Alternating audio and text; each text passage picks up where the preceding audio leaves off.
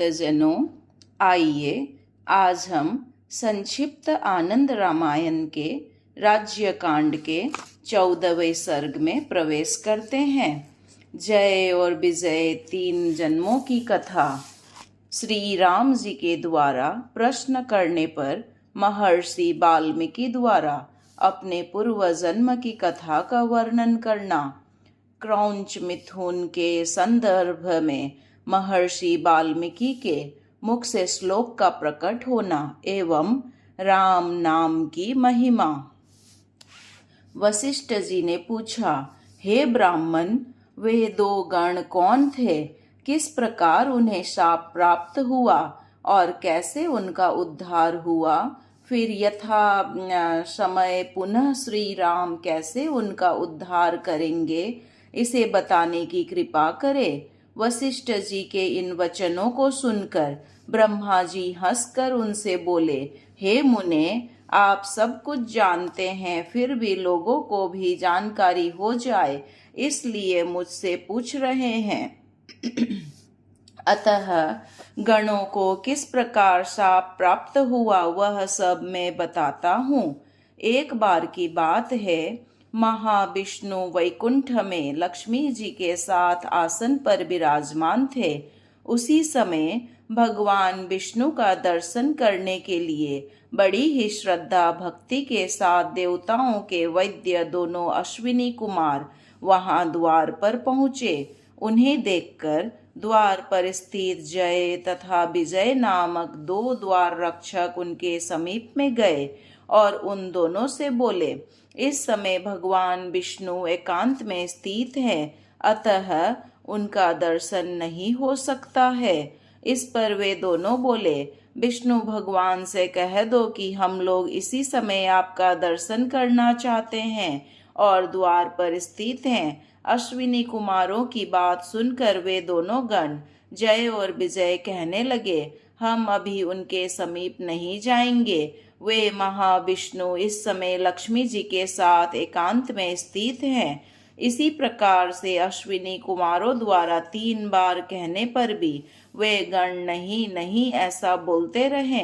यह सुनकर अत्यंत क्रोध में आकर अश्विनी कुमार उन गणों से बोले, अरे गणों, हम दोनों की बात आपने 3 बार कहने पर भी नहीं मानी। इसी कारण जाओ, तुम्हारा पृथ्वी पर 3 बार जन्म होगा, इसमें कोई संदेह नहीं है। अश्विनी कुमारों द्वारा इस शाप को सुनकर जय तथा विजय नामक उन गणों ने भी देव वैद्य अश्विनी कुमारों को शाप देते हुए कहा, आपने बिना किसी अपराध के हमें शाप दिया है, अतः आप दोनों भी पृथ्वी लोक में जन्म लोगे। इस प्रकार परस्पर शाप प्राप्त कर वे चारों हाहाकार करने लगे। उस कोलाहल को सुनकर भगवान विष्णु ने उन्हें अपने पास बुलवाया। उन्होंने समस्त वृत्तांत जगदीश्वर विष्णु को बताया और फिर उन चारों ने भक्ति पूर्वक महाविष्णु से प्रार्थना करते हुए कहा, हे महेश्वर, जिस प्रकार शाप से हमारी मुक्ति हो उसे आप हमें बताने की कृपा करें। तब भगवान विष्णु बोले, शीघ्र ही तुम लोगों की उत्तम मुक्ति हो जाएगी। तुम लोगों की मुझ में वैर भक्ति होगी, इसमें संशय नहीं है। सामान्य भक्ति के साथ तो 7 जन्म में मुक्ति मिलेगी। इन दोनों में जो भक्ति तुम्हें पृथ्वी तल पर रुचिकर लगे उसी को करो। भगवान विष्णु के इस प्रकार के वचन सुनकर वे उन जगदीश्वर से बोले, आप में हमारी वैर भक्ति हो, जिससे हमें शीघ्र ही आपका दर्शन प्राप्त हो। तब ऐसा ही हो कहकर रामनाथ प्रभु ने उन सभी को विदा किया। ब्रह्मा जी बोले, हे मुनि श्रेष्ठ वशिष्ठ जी, तब उन्होंने पृथ्वी लोक में जन्म लिया। उन दोनों द्वारपालों में से जय नामक द्वार रक्षक हिरण्याक्ष बना और विजय हिरण्यकश्यपु नाम से उत्पन्न हुआ। उन दोनों का भगवान विष्णु ने वध किया। उन्होंने वराह अवतार धारण कर हिरण्याक्ष को मारा और नरसिंह रूप धारण कर हिरण्यकश्यपु का वध किया। तदंतर उन दोनों ने पृथ्वी पर पुनः दूसरा जन्म लिया। उस जन्म में जय रावण तथा विजय कुंभकर्ण हुआ। तब भगवान ने रामा अवतार धारण कर उनका वध किया। जय विजय के शाप के परिणाम स्वरूप अश्विनी कुमारों में से एक एरावन तथा दूसरा मई रावण हुआ और पाताल लोक में श्री राम के हाथों उनका वध हुआ।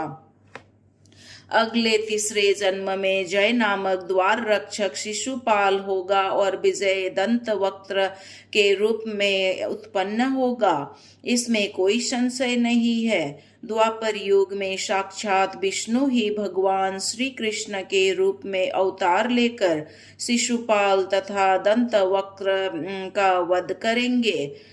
इस प्रकार वे दोनों जय और विजय नामक जो भगवान गण थे, 3 जन्मों के शाप से मुक्त होकर पुनः आनंदमय वैकुंठ लोक में भगवान के द्वार पर प्रतिष्ठित होंगे। और वे दोनों अश्विनी कुमार भी देव वैद्य के रूप में देवलोक में स्थित हो गए। हे मुने, आपने जो कुछ पूछा था वह सब मैंने बता दिया कि किस प्रकार भगवत गणों को शाप प्राप्त हुआ। हे राघव, अगले अत्यंत शुभ द्वापर युग में आप जरासंध आदि वीरों के साथ ही कंस आदि के अत्याचारों से समस्त पृथ्वी को दुखी देखकर अपनी लीला से कृष्ण रूप में अवतरित होंगे और सभी दुष्टों का वध करके पृथ्वी लोक को संतुष्ट करेंगे। आगे कलयुग में आप बौद्ध अवतार धारण करेंगे। हे रघुत्तम, कलयुग के अंत में जब सभी लोग वर्ण संकर हो जाएंगे, तब आप कल की रूप धारण कर अपनी लीला से अधर्मरत उन सभी का संहार कर डालेंगे। इस प्रकार से आपने 10 तथा अन्य भी हजारों अवतार हम लोगों के कल्याण के लिए ग्रहण किए हैं और आगे भी आप अवतार धारण करते रहेंगे। श्री रामदास बोले, हे शिष्य विष्णुदास, इस प्रकार से स्तुति कर रहे ब्रह्मा जी का श्री राम जी ने आलिंगन किया और उन्हें एक उत्तम आसन पर बैठाकर उनसे कहा, हे मुने, आपके वचन को स्वीकार कर मैं महर्षि वाल्मीकि के साथ कथनानुसार यथेच्छ किंतु मर्यादित हास्य की आज्ञा प्रदान करता हूँ। लोग सुखपूर्वक रहे। श्री राम जी के वचनों को सुनकर देवता आदि सभी प्रसन्न हो उठे और उस सभा में रघुनंदन श्री राम ने वाल्मीकि जी से पूछा, हे मुने, मेरे अवतार धारण करने से पूर्व आपने मेरे जिस चरित्र को लिख डाला है उसे आपने पहले ही कैसे जान लिया, अथवा किसने आपको इसका उपदेश दिया? आप पूर्व जन्म में कौन थे? आपने कौन सा पुण्य किया था? वह सब आप मुझे विस्तार से बताने की कृपा करें। श्री राम जी के इन वचनों को सुनकर मुनि श्रेष्ठ वाल्मीकि उस सभा में श्री राम जी को बताने के लिए उद्धत हुए। वाल्मीकि जी बोले, हे राम, आपने बहुत अच्छी बात पूछी है, आप सावधान होकर सुनिए। हे राम, आपके नाम की महिमा का वर्णन किसके द्वारा कैसे हो? हे राम, आपके नाम के जप के प्रभाव से ही मैंने ब्रह्म सिद्धि प्राप्त की है। हे राघव, आप मेरे मुख से मेरे पूर्व जन्म की कथा को सुनिए। पूर्व काल की बात है, पंपा सरोवर के तट पर शंख नाम के एक महान यशस्वी ब्राह्मण निवास किया करते थे। वे अपने गुरु से सिद्धि प्राप्त करके अनंतर गोदावरी नदी की ओर आए। वहां पवित्र नदी भीमरथी पार करके वे कांटों से व्याप्त एक ऐसे घनघोर वन में पहुंचे जहां न कहीं जल था और न कोई जन ही उस वन में था। उस समय वैशाख का महीना था। अत्यंत भयंकर धूप की पीड़ा से वो संतप्त हो उठे थे। उस समय मध्याह्न काल में उन द्विज ने उस वन में प्रवेश किया और वे थकित होकर एक स्थान पर बैठ गए। उसी समय की बात है, एक दुराचारी दुष्ट व्याध जो अपने हाथ में धनुष बाण लिए हुए था वहां आ पहुंचा। वह अत्यंत निर्दयी था और साक्षात दूसरे यमराज की भांति प्रतीत हो रहा था। कानों में सुवर्ण के कुंडल धारण किए हुए, दीक्षा प्राप्त किए हुए तथा सूर्य के समान तेज से दीप्तिमान उन विप्र को उस व्याध ने तलवार दिखाकर डराया और उनके उपान छत्र वस्त्र तथा कमंडलू आदि को भी छीन लिया। तदंतर उस मूर्ख व्याध ने उनको धक्का देकर यहाँ से चले जाओ इस प्रकार से कहा। बेचारे ब्राह्मण कंकड़ पत्थर वाली बालूमय भूमि पर जो सूर्य के ताप से अत्यंत संतप्त हो उठी थी, उसे उस दुर्गम मार्ग पर चल पड़े। उस संतप्त मार्ग पर वे पैर जलने के कारण जहाँ कहीं घास आदि पड़ी रहती थी, ऐसे मार्ग पर पांव रख कर चल रहे थे। कहीं वे वस्त्र बिछा कर बैठ जाते थे। इस प्रकार वे ब्राह्मण धूप से पीड़ित होते हुए बैठते उठते, हाय महान कष्ट है, महान कष्ट है, ऐसा कहते हुए शीघ्रता से आगे बढ़ रहे थे। उनके पीछे पीछे जाते हुए उस व्याध ने मन में ब्राह्मण के दुख को देखकर यह विचार किया कि मैंने अपने चौर्य धर्म का पालन करते हुए इसकी सब वस्तुएं तो छीन ही ली, अब इसके जूते तो इसे दे दूं ताकि इसके पांव न जले। चौर्य आदि तो व्याधों का धर्म ही है, मैंने तो केवल अपने धर्म का अनुपालन किया है। अतः मैं इसके दुख का निवारण करने के लिए इसके जूते इसे लौटा देता हूँ ताकि मुझ पापी को कुछ तो पुण्य की प्राप्ति हो। ये जूते अत्यंत पुराने हैं, मेरे लिए छोटे भी है और मेरे पैर में ठीक आएंगे भी नहीं, अतः इन जूतों से मेरा कोई प्रयोजन नहीं है, इसलिए मैं इन्हें उसे दे देता हूँ। ऐसा मन में निश्चय कर वह व्याध दौड़कर उन ब्राह्मण के पास गया और उसने तप्त बालू का से संतप्त पांव वाले एवं अत्यंत कष्ट में पड़े हुए उन द्विज श्रेष्ठ को उनके जूते लौटा दिए। जूतों को प्राप्त कर ब्राह्मण को अत्यंत प्रसन्नता प्राप्त हुई और उन ब्राह्मण संघ ने व्याध से सुखी रहो इस प्रकार से कहा और बोले, हे वनेचर, पूर्व जन्म में किसी पुण्य के प्रभाव से ही तुमने शुभ बुद्धि का उदय हुआ है, जो कि तुमने इस वैशाख मास में मुझे उपान को प्रदान किया है।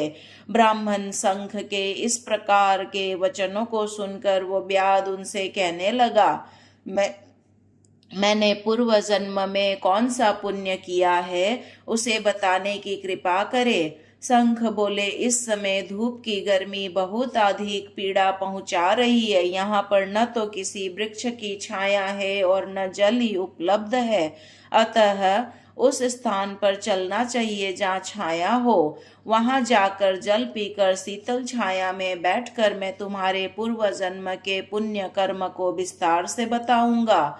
उन मुनि के द्वारा इस प्रकार कहे जाने पर व्याध हाथ जोड़कर कहने लगा, यहाँ से थोड़ी ही दूर पर जल से परिपूर्ण एक सरोवर है। वहाँ कपित्थ के अनेक वृक्ष है जो कपित्थ के फलों से लदे रहते हैं। हम लोग वहाँ चले, वहाँ आपको संतुष्टि प्राप्त होगी, इसमें संशय नहीं है। व्याध के द्वारा इस प्रकार कहे जाने पर वे मुनि उसके साथ चल पड़े। थोड़ी ही दूर जाने पर उन्हें आगे सरोवर दिखाई दिया। उन ब्राह्मण ने वहां सरोवर के निर्मल जल में मध्याह्नकालीन स्नान किया, वस्त्रों को धारण किया और मध्याह्नकालीन संध्या वंदन आदि कर्मों को किया, देवताओं की पूजा की। तदंतर उस व्याध के द्वारा लाए गए कपित्थ फलों तथा कंद मूलों का प्रसन्नता पूर्वक भक्षण किया, उससे उनकी थकान दूर हो गई। तदंतर सरोवर का उत्तम जल पीकर वे एक वृक्ष की घनी छाया में सुखपूर्वक बैठ गए और व्याध से बोले, अब मैं तुम्हें तुम्हारे पूर्व जन्म के किए हुए पुण्य कर्मों को बताता हूँ। पूर्व जन्म में तुम शाकल नामक नगर में निवास करने वाले एक वैदज्ञ ब्राह्मण थे। तुम्हारा नाम स्तंभ था, तुम वत्स गोत्र में उत्पन्न हुए थे। उत्तम वंश में जन्म होने पर भी तुम महान पाप कर्म में प्रवृत्त हो गए थे। कुसंग दोष के प्रभाव से तुम एक गणिका में आसक्त हो गए। तुमने अपने संध्या वंदन आदि नित्य कर्मों को छोड़ दिया। तुम मूर्खों के मार्ग पर चल पड़े। तुम्हारी एक ब्राह्मणी धर्म भार्या भी थी, जो अत्यंत सौंदर्य संपन्न थी। वह सुंदरी तुम्हारी तथा उस वैश्या की भली भांति सेवा करती थी। तुमसे प्रेम प्राप्त होता रहे, इस अभिलाषा से वे तुम दोनों के पैरों को धोती थी। सदा तुम दोनों से नीचे भूमि पर शयन करती थी तथा तुम दोनों की आज्ञा का सदैव पालन किया करती थी। यद्यपि वह गणिका उस ब्राह्मणी को अपनी सेवा आदि से रोकती रहती थी, फिर भी वह तुम दोनों की भलाई में लगी रहती। इस प्रकार अपने वर्ता के साथ ही उस वैश्या की भी सेवा करते करते उस दुखिता ब्राह्मणी को इस भूतल पर बहुत लंबा समय व्यतीत हो गया। एक दिन की बात है, उस ब्राह्मणी के पति ने अपथ्य भोजन कर लिया, जिसके कारण उसे वमन होने लगा और दस्त भी होने लगे। कुछ ही समय में उस भगंदर नामक दारुण रोग हो गया। उस रोग के कारण वह रात दिन अत्यंत पीड़ित रहने लगा। उस ब्राह्मण के घर में जब तक धन रहा तब तक तो वह वैश्या वहां रही। तत्पश्चात जो भी धन सामग्री आदि थी उसे उसने ले लिया और फिर वह वहां नहीं रही। अत्यंत निर्दयी वह फिर दूसरे के घर में रहने लगी। इधर वह अत्यंत मलिन मुख वाला ब्राह्मण अब रोग की पीड़ा से अत्यंत कष्टमय स्थिति में रहने लगा। एक दिन रोग से अत्यंत व्यथित मन होकर उसने रोते रोते अपनी भार्या से कहा, हे देवी, वैश्या में आसक्त मुझ निष्ठुर हृदय की तुम रक्षा करो। हे सुंदरी, तुम अत्यंत पवित्र हो, किंतु मैंने तुम्हारा कभी भी कुछ भला नहीं किया। शास्त्र कहता है कि जो मूर्ख एवं पापी मनुष्य शील संपन्न अपनी भार्या का सम्मान नहीं करता है, वह 17 जन्म तक नपुंसक होकर रहता है। सज्जन पुरुष ऐसे व्यक्ति की निंदा करते हैं। तुम जैसी सती साध्वी भार्या की मैंने अवमानना की है, अतः मैं निश्चित ही पाप योनि को प्राप्त करूंगा,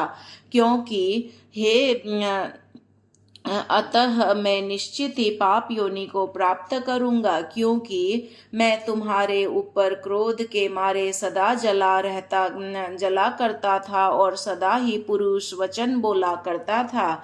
इस प्रकार से ग्लानि पूर्वक कहते हुए अपने स्वामी से हाथ जोड़कर वह ब्राह्मणी कहने लगी, हे स्वामिन, आप दीनता छोड़ दे और मेरे प्रति किए गए व्यवहार से आप लज्जित ना हो। आप पर मुझे थोड़ा भी क्रोध नहीं है। अपने पूर्व जन्म के किए गए पाप ही दुख रूप में भोगने पड़ते हैं।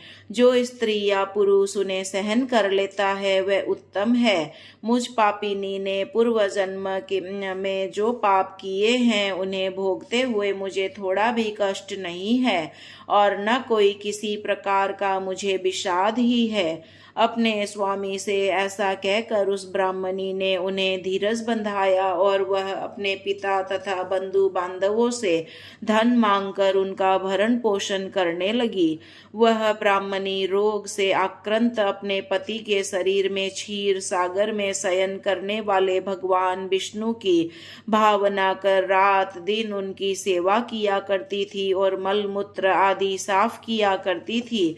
पति के शरीर में पड़ गए कीड़ों को वह अपने नाखूनों से धीरे धीरे निकालती थी। वह उत्तम ब्राह्मणी न तो रात्रि में ठीक से सोया करती और न दिन में निरंतर ही उनकी सेवा किया करती थी।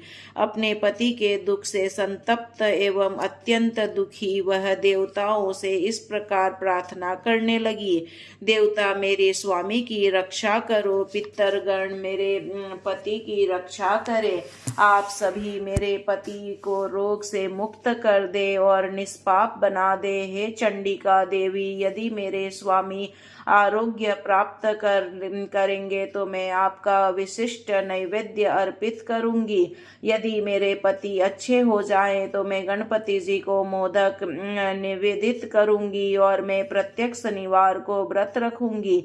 तब तक मिष्टान तथा घृत का मैं सेवन नहीं करूंगी और न शरीर में तेल उपटन ही लगाऊंगी।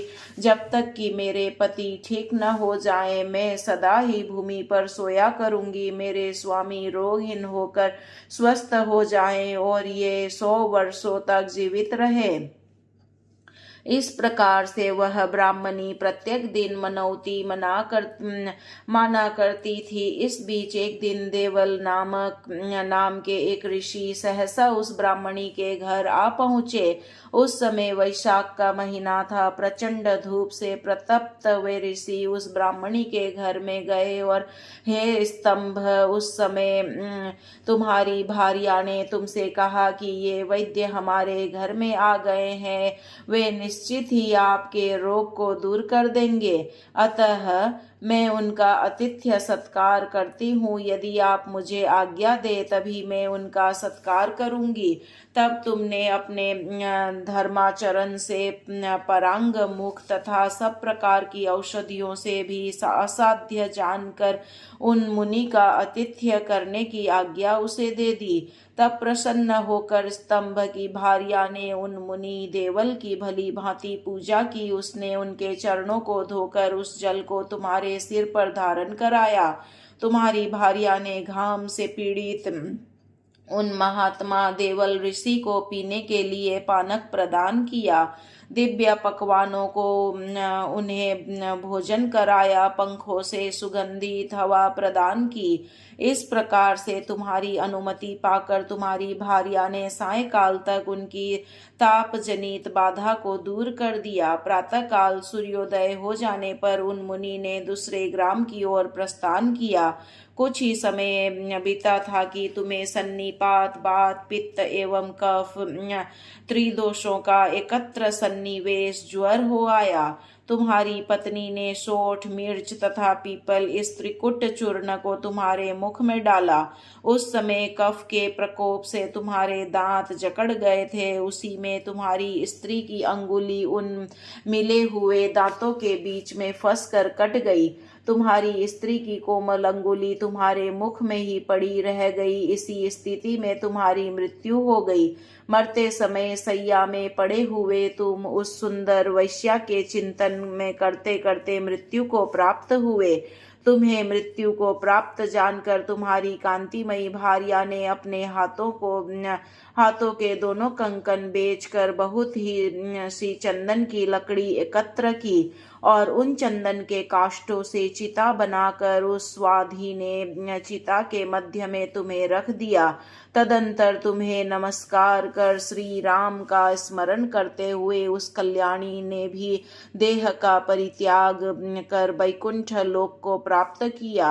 अपने ब्राह्मणोचित कर्मों को त्यागे हुए तुम दुरात्मा ने चूंकि अंतिम समय में वैश्या का चिंतन करते हुए प्राणों का त्याग किया था, इसी कारण तुमने व्याध की योनि प्राप्त की है और तुम घोर कर्मों का आचरण करने वाले बने हो। सदा हिंसा कर्म में प्रवृत्त रहते हो और सदैव सबको उद्वेग प्रदान करते हो।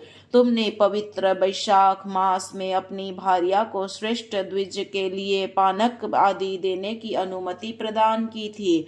उस औषधि तुल्य पानक के दान से तुम्हें सद्बुद्धि प्राप्त हुई और धर्म करने में तुम्हारी प्रवृत्ति हुई। उसी कारण तुमने मेरे जूते वापस लौटा दिए।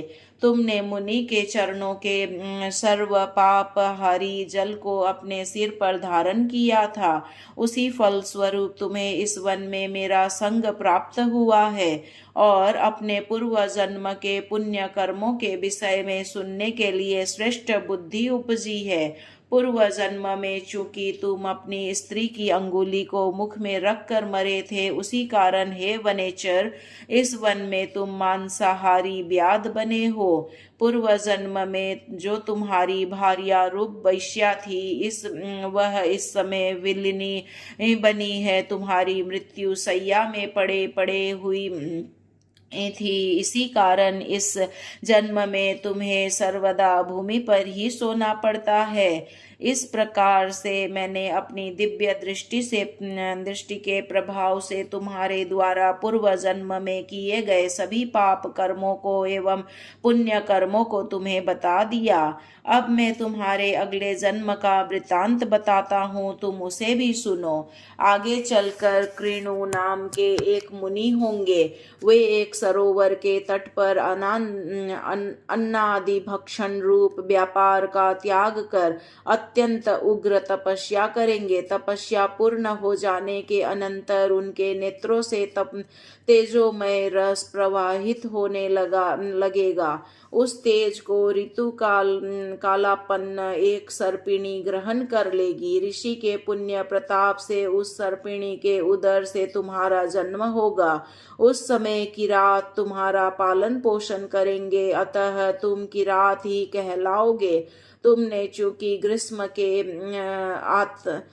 आतप की रक्षा के लिए मुझे मेरे जूते वापस कर दिए हैं, उसी पुण्य कर्म के फल स्वरूप तुम्हारी वन में 7 मुनीश्वरों से भेंट होंगी। उन्हीं के कृपा प्रसाद से तुम वाल्मीकि के रूप में प्रसिद्ध होगे और दिव्य राम कथा रूपी प्रबंध ग्रंथ वाल्मीकि रामायण की रचना करोगे। वाल्मीकि बोले, हे राम, इस प्रकार से उस व्याध को वैशाख मास में किए जाने वाले धर्माचरणों तथा अन्य विविध उपदेशों को विस्तार से बता करके वह शंख नामक ब्राह्मण गौतमी नदी की ओर चले गए। वह व्याध भी उसी वन में चीरकाल तक रहता हुआ ब्राह्मण शंख के द्वारा बताए गए वैशाख मास के शुभ नियमों को, व्रतों को, वन्य फल पुष्पों आदि के द्वारा बड़ी ही श्रद्धा भक्ति से परिपालन करने लगा। उस व्याध योनि के समाप्त होने पर हे रघुनंदन, मैं वन में एक सर्पिणी के उदर से कृणु के पुत्र के रूप में आविर्भूत हुआ। उस समय मैं किरातों के द्वारा ही पालित पोषित हुआ और उन्हीं किरातों के साथ रहते हुए मैं बड़ा हुआ। मेरा जन्म तो ब्राह्मण के तेज से हुआ था, किंतु मेरा आचरण गर्हित था, चंचल मन वाले। मेरा विवाह एक चतुर्थ वर्ण की कन्या से हुआ और मुझे उससे बहुत से पुत्र उत्पन्न हुए। तदंतर मेरी संगति चोरों के साथ हो गई और मैं भी चोर ही बन गया। मैं धनुष बाण धारण करके नित्य ही प्राणियों के लिए यमराज के समान संहारक हो गया था। एक बार की बात है, उस महान वन में मुझे 7 ऋषि दिखाई दिए। वे अपने तेज से सर्वत्र प्रकाश फैला रहे थे। उनकी आभा अग्नि एवं सूर्य के समान थी। उन्हें देखते ही मैं लोभवश उनके वस्त्र आदि सभी सामग्रियों को ले लेने की अभिलाषा से उनके पीछे पीछे दौड़ पड़ा और ठहरो, ठहर जाओ, इस प्रकार से चिल्लाने लगा। तब वे मुनि बोले, अरे द्विजधाम, हमारे पीछे तुम दौड़ते हुए क्यों आ रहे हो? तब मैंने उनसे कहा, हे श्रेष्ठ मुनियों, मैं आप लोगों से कुछ लेने के लिए आ रहा हूँ।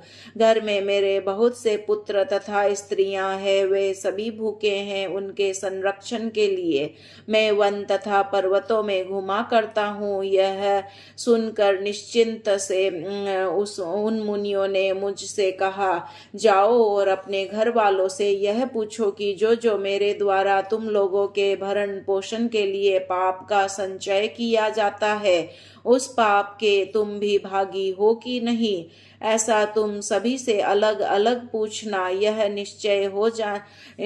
निश्चय जानो और ऐसा विश्वास रखो कि जब तक तुम घर से यहाँ वापस लौट नहीं आओगे, तब तक हम सभी यहीं पर रुके रहेंगे। यदि हम लोग यहाँ से जाए तो पाप ब्रह्म हत्या से होता है, और जो पाप मध्य के से सेवन से होता है वह पाप हमें लगे। वे हे बनेचर, बिना तुमसे पूछे हम लोग यहाँ से चले जाएं तो जो पाप सुवर्ण की चोरी से होता है और जो पाप गुरु पत्नी गमन से होता है उस पाप के हम भागी बने। यदि हम लोग यहाँ से पीछे वापस लौट जाएं तो हमें वह पाप लगे जो ब्राह्मण के धन के हरण से लगता है, और वह पाप लगे जो इन चारों महापातकियों के संसर्ग से लगता है। इस प्रकार से उन मुनियों के द्वारा की गई विविध प्रकार की शपथों से मुझ ब्याध को उन पर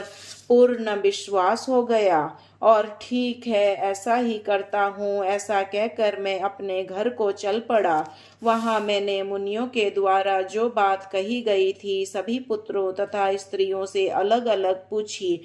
हे रघुत्तम, उन सभी ने एक ही बात कही, और वह यह कि वह सारा का सारा पाप कर्म आपका ही है, हमें उससे कोई मतलब नहीं है, हम तो केवल फल के भागी हैं। अपने कुटुंबी जनों की इस प्रकार की बात सुनकर मेरे मन में बड़ा ही विषाद हुआ। मैंने कुछ विचार किया और फिर मैं पुनः उन मुनियों के पास वहां आया जहां वे करुणा से परिपूर्ण मानस वाले मुनि मेरी बाट जो रहे थे। उस समय उन मुनियों के दर्शन मात्र से मेरा अंतःकरण अत्यंत पवित्र हो उठा। मैंने अपने धनुष बाण आदि को दूर फेंक दिया और मैं उनके चरणों में दंडवत गिर पड़ा और कहने लगा, हे मुनि श्रेष्ठ, नरक समुद्र में गिरे हुए मुझ पतित की आप रक्षा करे। मुझे नीचे पड़ा हुआ देखकर वे मुनि श्रेष्ठ कहने लगे, उठो उठो, तुम्हारा कल्याण हो, संत जनों का समागम सफल होता है। हम तुम्हें कुछ उपदेश करेंगे, उसी से तुम्हारा उद्धार हो जाएगा। तदंतर उन मुनियों ने परस्पर एक दूसरे की ओर देखते हुए कहा कि यद्यपि यह अधम द्विज दुराचारी है और नियम यह है कि सदाचारी व्यक्ति को ही उपदेश देना चाहिए, फिर भी चूंकि यह हमारी शरण में आया है अतः इसे मोक्ष मार्ग का उपदेश प्रदान कर प्रयत्न पूर्वक इसकी रक्षा करनी चाहिए। वाल्मीकि जी बोले, हे राम, ऐसा कहकर मुझ पर कृपा पूर्ण दृष्टि रखने वाले उन मुनियों ने आपके नाम राम इस मंत्र का उल्टा अर्थात मरा ऐसा नाम मंत्र का उपदेश देते हुए मुझसे कहा कि तुम यही रहकर एकाग्र मन से निरंतर इसका जप किया करो जब तक हम लोग पुनः यहाँ वापस लौट कर नहीं आ जाते हैं। तुम निरंतर जप करते रहना। इस प्रकार कहने के अनंतर वे दिव्य दर्शन मुनिगण वहां से चले गए। तदंतर जैसा उन मुनियों ने मुझे उपदेश दिया था तत्काल ही मैं एकाग्र मन होकर मरा मरा इस प्रकार जप करने लगा। तब मैं ब्रह्मा जगत को भूल चुका था। तब के साक्षी के रूप में मैंने एक दंड अपने समक्ष गाड़ दिया। दंड अपने एक समक्ष गाड़ दिया। इसी प्रकार से निश्चल होकर जप करते करते जब बहुत समय व्यतीत हो गया और मैं सभी प्रकार के संग से रहित हो गया था तो मेरे शरीर पर वाल्मीकि दीमकों ने अपना घर बना लिया। मैंने आगे अपने तप के साक्षी रूप में जिस दंड को गाड़ रखा था वह मेरी तपस्या के प्रभाव से एक हरा भरा सुंदर वृक्ष बन गया। इस प्रकार जब 1000 वर्ष का समय व्यतीत हो गया तो सप्त ऋषिगण पुनः बिमौटे बने हुए मेरे समीप में आए और मुझसे बोले, इस वाल्मीकि से बाहर निकलो। उन मुनिगणों की आवाज सुनकर मैं में शीघ्र ही उठ खड़ा हुआ और उस बिमोटे से उसी प्रकार बाहर निकला जैसे कि घने कुहरे के मध्य से भुवन भास्कर सूर्य प्रकट हो उठते हैं। तब वे मुनिगण मुझसे कहने लगे, चूंकि तुम्हारा वाल्मीकि से द्वितीय जन्म हुआ है, अतः तुम्हारा मुनीश्वर वाल्मीकि यह नाम हो गया। हे रघुकुलोत्तम श्री राम, मुझसे इस प्रकार कहकर वे मुनि आकाश मार्ग से चले गए। हे प्रभु, आपके राम इस नाम के जप के प्रभाव से ही मैं ऐसा हो सका हूँ। एक बार की बात है, अत्यंत रमणीय कैलाश पर्वत पर भगवान शिव के मुख से इन ब्रह्मा जी ने वेदों में वर्णित आपके लीला चरित्र को सुना था और फिर ब्रह्मा जी ने देव ऋषि नारद जी को वहीं आपका रामचरित्र सुनाया। वेदों में वर्णित मंत्र रूपात्मक उसी रामचरित को नारद जी ने मुझे सुनाया। एक समय की बात है, तमसा नदी के तट पर एक व्याध के द्वारा क्रौंच मिथुन में से क्रौंच पक्षी को मार दिए जाने पर शोक करती हुई क्रौंची को देखकर मुझे जो शोक हुआ, वही शोक 32 अक्षरों वाले अनुष्टुप श्लोक के रूप में मेरे मुख से निकल पड़ा। तदंतर ब्रह्मा जी ने भी आकर संक्षेप में आपका चरित्र मुझे सुनाया और मुझे वर भी प्रदान किए। तब ब्रह्मा जी के कथनानुसार मैंने आपके चरित्र को लिखा, जो अत्यंत आनंद प्रदान करने वाला, अति रमणीय और 100 करोड़ श्लोकों में निबद्ध है। वाल्मीकि जी बोले, हे प्रभु, हे श्री राम, जिस प्रकार से आपने पूछा था वह सब वृत्तांत मैंने आपको निवेदित कर दिया। श्री रामदास जी ने कहा, हे विष्णुदास, यद्यपि प्रभु श्री राम सब कुछ जानते ही थे, फिर भी उन्होंने सभी लोग जान जाए इस आशय से महर्षि वाल्मीकि जी के मुख से इन बातों को कहलवाया था। इसी समय वाक्पति देवगुरु बृहस्पति बड़े ही आदर भाव से बोल उठे, हे राम, आप जैसे आनंद स्वरूप का कोई कहाँ तक गान करेगा। आप के नाम के प्रथम अक्षर के द्वारा ही संपूर्ण अक्षरों का उच्चारण हो जाता है, चाहे लौकिक शब्द हो या वैदिक। आकार आदि से लेकर 16 स्वर वर्ण तथा ककार आदि छकार पर्यंत शुभ कारक 34 व्यंजन, इस प्रकार कुल स्वर और व्यंजन वर्ण मिलाकर 50 अक्षर मंत्र रूप और संसार में लोगों के द्वारा उच्चारित होते हुए, हे रघुत्तम, इन सभी 50 वर्णों को आपके नाम का प्रथम अक्षर जानना चाहिए। आपके नाम के प्रथम अक्षर से संपूर्ण जगत व्याप्त है। हे श्री राम, यह संपूर्ण जगत वर्णमय ही है। नाम रूपांतमकम जगत एक एक वर्ण से अर्थात पृथक पृथक वर्णों से पृथक पृथक नाम बनते हैं। उन सभी को बताने में मैं समर्थ नहीं हूँ। मैं ही नहीं, 5 मुख वाले भगवान शिव भी समर्थ नहीं है, जिसका वर्णन करने में सहस्र मुख वाले शेष नाग भी कुंठित हो जाते हैं, तो फिर कौन वर्ण कर सकता है। हे राम, आपके नाम की ऐसी महिमा है, इसका वर्णन करने में कौन समर्थ हो सकता है। तथापि ये महर्षि वाल्मीकि जी धन्य है, जिन्होंने आपके चरित्र को लिपिबद्ध किया है। हे प्रभु, आपकी ही कृपा से वे 100 करोड़ श्लोकों में आपके लीला चरित्र का गान करने में समर्थ हुए हैं। श्री रामदास बोले, हे शिष्य विष्णुदास, इस प्रकार कहने के अनंतर श्री राम जी द्वारा पूजित होकर देव गुरु बृहस्पति देवताओं के साथ देवलोक को चले गए।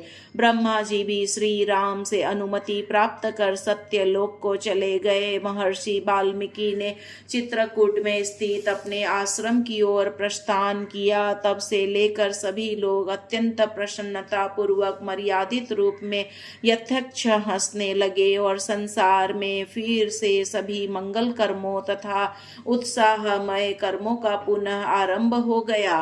पहले की ही भांति लोग हास्य एवं विनोद आदि करने लगे, किंतु अत्यंत हास्य कोई नहीं करता था। सभी स्त्री पुरुष बहुत संतुष्ट हो गए और पूर्व की भांति ही क्रीड़ा हास्य आदि करने लगे। सर्ग 14 यहाँ संपूर्ण हुआ।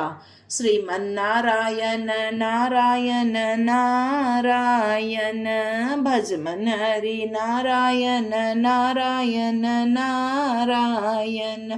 बोलो हरि नारायण नारायण नारायण।